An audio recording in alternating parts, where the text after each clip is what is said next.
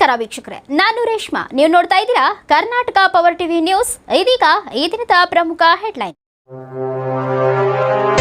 ಮಲೆನಾಡಿನಲ್ಲಿ ಮಳೆಯ ಅಬ್ಬರ. ಮಳೆಯಿಂದಾಗಿ ಹೆಚ್ಚಿನ ಪ್ರಮಾಣದ ನೀರು ಹರಿದು ಬರುತ್ತಿದೆ. ಇದರಿಂದ ತುಂಗಭದ್ರಾ ಜಲಾಶಯ ಭರ್ತಿಯಾಗಿದೆ. ಮತ್ತೊಂದು ಈ ಭಾಗದ ರೈತರಲ್ಲಿ ಸಂತೋಷ ಮೂಡಿ ಬರುತ್ತಿದೆ. ಹಾಗೆ ನದಿ ಪಾತ್ರದ ಜನಗಳಿಗೆ ಅಧಿಕಾರಿಗಳು ಎಚ್ಚರಿಕೆಯನ್ನ ಸಹ ನೀಡಿದ್ದಾರೆ. ಅತಿಯಾದ ನೀರಿನಿಂದ ಅಲ್ಲಲ್ಲಿ ಕೆಲ ಸೇತುವೆಗಳು ಮುಳುಗಡೆಯಾಗಿವೆ. ಸಂಚಾರಕ್ಕೆ ಸಹ ತೊಂದರೆಯಾಗುತ್ತಿದೆ. ಸರಿಸುಮಾರು 30ರಿಂದ 50 ಕ್ಯೂಸೆಕ್ ನೀರು ನದಿಗೆ ಹರಿದು ಬರುತ್ತಿದೆ. ಗರಿಷ್ಠ ನೀರಿನ ಮಟ್ಟ 1633 ಅಡಿ ಇದೆ.